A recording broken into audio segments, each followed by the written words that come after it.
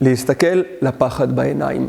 לפני הפעם הראשונה שאני קופץ בנג'י, זה פחד מוות, זה להסתכל למטה ולהגיד, what the fuck, איזה מפחיד זה, אני באמת הולך לקפוץ את זה, ועם הגומייה הזאת שקשורה אליי, מפחיד בטירוף. אבל כשאני אעשה את זה בפעם ה-20, יאללה, עוד קפיצה, בוא נעשה איזה תרגיל, אולי נעשה איזה סלטה, מתחיל להיות משהו מעניין פה. וזה המהות של פחד. אנחנו צריכים לזכור שבסופו של דבר, פחד זה רק מחשבה. ואם אנחנו נלמד את עצמנו שפחד זה רק מחשבה, וככל שנלמד את המוח שלנו שזה רק מחשבה, אז מאריה או מפחד אימתני, זה יהפוך להיות מחשבה רגילה של סוג של פחד. ואתם יודעים מה הקטע? אין שום בעיה עם פחד. אין שום בעיה עם פחד. פחד זה דבר טבעי. הרי מה בעצם ההבדל בין אמיץ לבין פחדן? שניהם מפחדים, כשמי שמפחד לא עושה. והאמיץ אולי מפחד, אבל הוא עושה. וזה מה שאני רוצה, שתבחרו לעשות. עכשיו צריך לזכור שכל המהות של חרדה היא בעצם במבנה המוח שלנו. האמיגדלה, החלק הפנימי במוח, כמה רגשות שמאותת לקורטקס, לקליפת המוח, סכנה, סכנה, סכנה, סכנה, מחוויה מהטריגר הספציפי שלכם.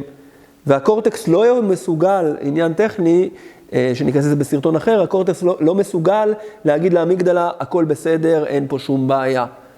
מה שאנחנו רוצים לעשות בחשיפה לפחד, זה ללמד בעצם את האמיגדלה שאין אריה, שהאיתות סכנה, סכנה, סכנה לא רלוונטי, כי אין אריה, כי אין סיבה לפחד, כי אין פה סכנה אמיתית בשבילי. והמפתח של הדבר הזה הוא להסתכל לפחד בעיניים, ולעשות את זה שוב ושוב ושוב. כי תזכרו, עם האמיגדלה אנחנו לא יכולים לדבר, עם החלקים הפנימיים של המוח אנחנו לא יכולים לדבר. זה הרי, אני לא יכול להגיד למוח שלי, שמע, בוא תשנה את האחוז מינון הורמונים שאתה מכניס ללבלב, ואני רוצה לתת עוד 20%. אני לא יכול לעשות את זה. זה בעצם משהו שקורה אינסטינקטיבי. ככה גם האמיגדלה. האמיגדלה לא עובדת עם היגיון. אני לא יכול להגיד לה, אין פה סכנה. מה אני כן יכול לעשות? לדבר עם הקורטקס, קליפת המוח, שזה בעצם המנכ"ל של המוח, מי שאחראי על כל המחשבות שלנו. הקורטקס, על ידי פעולה שאנחנו נעשה בחשיפה, יבין שאין פה סיבה לפחד, ויתחיל ללמד את האמיגדלה שאין אריה, שאין אריה. עכשיו, בשביל שהדבר הזה יעבוד, התרגול הוא אקוטי. זה לא יעבוד בפעם אחת ולא יעבוד בפעמיים ולא בשלוש. אתם צריכים לעשות חשיפה שוב ושוב ושוב, כמה פעמים, פעמיים ביום, ולמשך תקופה ארוכה של לפחות חודשיים, כדי שהחרדה תירד באופן משמעותי. וגם עם כל החשיפה שעוד רגע נדבר עליה, החלק המשמעותי בתהליך, זה כמובן לעשות חשיפה, אבל החלק המשמעותי, תזכרו כל הזמן, זה עבודה סופר אינטנסיבית על דפוסי החשיבה שלכם, ועל האמונות מעצימות. בלי זה, השורש לא ישתנה, ואז תעשו חשיפה כמה שאתם רוצים, לא פירקתם את השורש. לא פירקתם את השורש, החרדה תעלה בצורה אחרת. אז זה ככה, לתזכורת איפה לשים את המחשבות שלנו ואת האנרגיה שלנו, ועדיין המוח שלנו חווה חרדה, כלומר יש לו טריגר בעבר שאומר פה יש אריה, פה יש סכנה, הוא חווה חרדה, ואנחנו רוצים ללמד את המוח שאין פה חרדה. לכן השלב הראשון הוא לבנות מה שנקרא את סולם הטריגרים. לפני חשיפה לחרדה, היה לכם סרטון של סולם טריגרים, תצפו אותו, תעברו עליו, תצפו בו, תעברו עליו, תבינו מה הם בעצם קבוצת הטריגרים שלכם. בקצרה, 10 רמות בשלוש קבוצות, טריגרים קלים, לא נוחים, שאנחנו מעדיפים להימנע מהם, אבל לא יוצרים לנו חרדה, וזה אם זה דיבור, אם זה אפילו מחשבות מסוימות, אם זה אמונות מגבילות מעצימות, זאת אומרת טריגרים שהם לייט יחסית. קבוצה שנייה זה טריגרים שכבר עשויים ליצור חרדה, או חוסר נעימות משמעותי, או הימנעות, אבל עדיין הכל ברמה של אני לא אלך מקום מסוים לא בגלל החרדה, כי אני מעדיף, יש לי חוסר ביטחון, או אני לא אעשה דברים מסוימים, כי לא בגלל החרדה, כי לא נוח לי לעשות אותם. הקבוצה העליונה זה הטריגרים הכבדים והמשמעותיים, אלה שיוצרים חרדה, או יוצרים הימנעות מאוד גדולה, או יוצרים את האבות של האמונות המגבילות שלנו. חייב להיות לכם את הסולם הזה, כי חלק מהותי הוא לעבוד בשלבים. אנחנו רוצים לעבוד בשלבים. אם אנחנו לא נעבוד בשלבים, ועכשיו נעשה חשיפה לפחד הכי גדול שלי, זה אירוע טראומטי, לא כיף ולא ישיג את התוצאה שלו. לכן השלב הראשון זה סולם טריגרים. שיהיה לכם סולם טריגרים שאתם יודעים 3 רמות של הטריגרים שאליהם אתם הולכים לעשות חשיפה. עכשיו אני מזכיר שחשיפה היא כמובן בראש ובראשונה נועדה להתמקד בטריגרים שיוצרים אצלכם חרדה, אבל לא רק. כל הטריגרים שגורמים לכם להימנעות, כל הטריגרים שיוצרים אמונות מעצימות, כל הטריגרים שגורמים לכם לא להיות אתם, כל הטריגרים שגורמים לכם להיות חייבים שליטה. כל פעם בעצם שהשדון מדבר, שהפחד מדבר, הזדמנות פגז לחשיפה. לא לחשוב שרק בנסיעה באוטו, אוקיי? לא לחשוב שרק שאני הולך ונפגש עם אנשים, לא.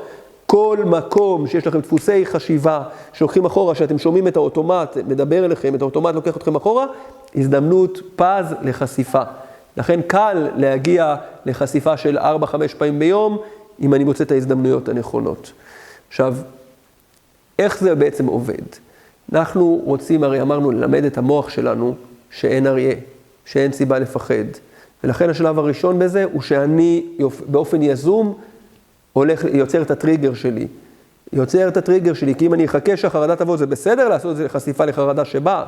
אבל אם אני באופן יזום הולך לכלוב אריות, הולך לנסיעה, הולך להיפגש עם אנשים, עומד על שלי, נכנס לקונפליקטים, הולך לחדר כושר מה שפחדתי, מתחיל עם בחורה שפחדתי, אני בעצם אומר למוח, אתה רואה חבוב, אין פה אריה, אין פה אריה, הופ, קפצתי בנג'י פעם אחת, נכון, לימדתי פעם ראשונה את המוח, אין פה אריה, אני עושה חשיפה, אני הולך למקום שאתה אומר לי כל הזמן לא ללכת.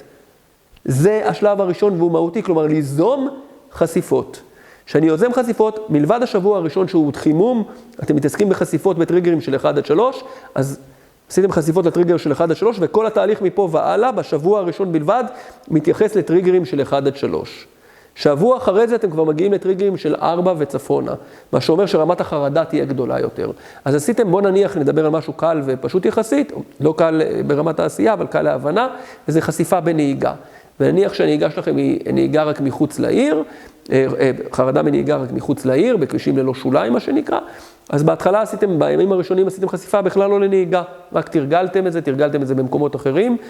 שלב הבא, שאתם נכנסים לאוטו ובעצם מתחילים את תרגיל החשיפה בשלב ראשון, אני נוסע למקום שאני יודע שיוצר לי טריגר של חרדה שתגיע לרמות של 4-6. כלומר, אני באופן יזום הולך לכלוב אריות, לימדתי את המוח שלי. אני מעצים את החרדה, נוסע ומתרחק, מעצים את החרדה, לאט לאט מעלה אותה, העסק מתחיל לעבוד, היא מגיעה לאזור הסדר גודל של 4-5 סטרס, 4-5 סטרס סובייקטיבי, זאת אומרת בסולם עומר, בסולם ליאת, בסולם גל, כל אחד בסולם שלו. כלומר, מה שמלחיץ אותי מאוד, את ההוא יכול בכלל לא להלחיץ. אתם רוצים להביא את החרדה לרמות של 5, 6 ובהמשך גם 7, 8. לזכור שזה כמובן לא מתמטיקה ולא תמיד זה נשלט. אבל שלב הראשון נחשפתם, עשיתם את הפעולה, שלב שני העליתם את רמת החרדה, אם זה בנסיעה התרחקתם, אם זה אנשים עמדתם על שלכם, או יצאתם, מחפשים איך להעלות את רמת החרדה ל-7-8.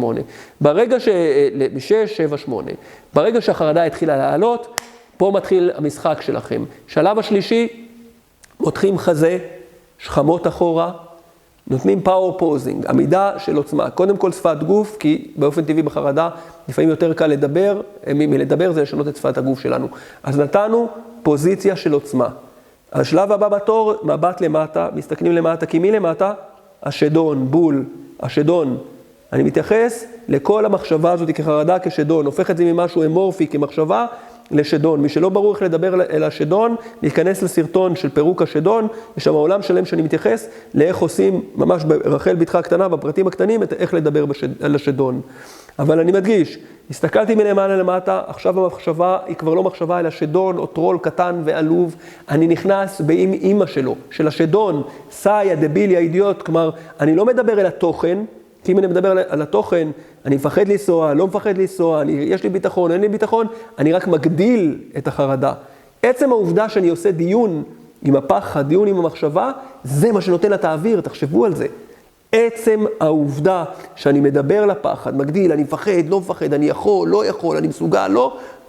אתם יודעים, האוטומט יגיד, לא, אתה לא מסוגל, אתה אפס, אתה אידיוט, אתה לא יכול לנסוע, וכן, האוטומט אל תדאגו. אם אני מדבר עם הפחד, האוטומט יש לו תשובות מצוינות. לכן אתם לא מדברים, מבט למטה, לא מדברים על תוכן, על התוכן. סאי, השדון, העלוב, האידיוט, נכנסים עם אימא של השדון, נכנסים בו, מפרקים אותו. בשיא הכוח, שוב ושוב ושוב. עשיתם את זה, מותחים חזה שוב, אתם יכולים לדבר לעצמכם, או לדמיין כאילו שהפייה, או השדון הטוב לצורך העניין, שיושב לכם פה על הכתף, ולהזכיר לעצמכם אמונות מעצימות. מה אתם שווים? מה הכוח שלכם? מה האנרגיה שלכם? לנפח את העוצמה, לנפח את האמונה בעצמכם, ושוב להיכנס בשדון. סאי, האפס, תרחיקו אותו, תראו אותו כקטן, כמצ'וקמה, כאיזה דו-ממד, מדבר כמו קומיקס, עולב. ושוב אתם מפמפים לעצמכם, אתה חושב שאתה מסוגל עליי, אני אלוף, אני מלך, אני טוב. וכן, להרים לעצמכם, להלהיב את עצמכם. כי מה בעצם עשינו פה? זהו, 6 שלבים. שלב ראשון, פנינו לחרדה באופן יזום. זאת אומרת, הלכנו לכלוב אריות, למקום שמפחיד אותנו. שלב שני, חוץ מהשבוע הראשון שזה בטריגרים הקלים, שלב שני, אנחנו מעצימים את החרדה לרמות 5, 6, 7. שלב שלישי, מותחים חזה, שכמות, נותנים לנו פאור פוזינג, שפת גוף של עוצמה. שלב רביעי, מבט למטה. מבט מתנשא, כן? חמישי, להיכנס בשדון, לקרוא לו את הצורה, לקלל אותו, להתפוצץ עליו, כי על אריה אני לא אתפוצץ, נכון? אז אני בעצם רוצה ללמד את המוח שלי ששוב, אין פה מה לפחד. והשלב האחרון, להעצים את עצמי, את האמונות המעצימות, את הסיפור החדש, להזכיר לעצמי כמה אני שווה, כמה אני חזק. כשאני עושה את הפעולה הזאת שוב ושוב ושוב, ותזכרו, חרדה לא פעם אחת עושה לכם פיק, אז היא נותנת 100, אתם תיתנו 200. שוב ושוב ושוב, חזרתיות, שוב להיכנס בשדון, שוב להרים לעצמכם, שוב להיכנס בשדון, מה שאתם תראו שקורה לאט לאט, החרדה הולכת ויורדת. זה פיזיולוגית, אצל כל אחד זה שונה. זאת אומרת, זמן החרדה עצמו הולך ויורד, פתאום אתם מצליחים לנסוע, לדבר, להיות עצמכם. חברים, בפעולה הזאת, לא משנה לי מה היה לכם התקף, גם לא משנה לי אם הצלחתם או לא האמת. כל עוד עשיתם את החשיפה, בעצם לימדתם את המוח שלכם, כי תראו כמה שלבים עשינו פה, בכל שלב טמון פה סוד של ללמד את המוח שאין פה אריה, הרי אני לא אלך לכלוב אריות, אני בטח לא אעצים את הפחד שלי, אני לא אדבר לאריה בצורה מזלזלת, כלומר, כל הפעולה הזאת, כל החשיפה עצמה מלמדת את המוח שלנו שאין ממה לפחד, שאין אריה, וככה הקורטקס, שיותר ויותר חווה את זה, משדר את מה שהוא צריך לאמיגדלה, של להוריד את רמת המקם. שאני אעשה את זה שוב ושוב ושוב, תעשו את זה פעם אחת בשבוע, זה לא מעניין. גם לא פעמיים 3, אני רוצה אתכם עושים את זה כל יום, עם יום אחד מנוחה בשבוע תמיד, כמו שאנחנו אומרים תמיד בתוכנית האימונים, יום אחד מנוחה, תעשו את זה שוב ושוב ושוב, אתם בעצם תלמדו את המוח שלכם שאין אריה, שאין ממה לפחד. קדימה, לצאת לדרך לתרגל, בהצלחה.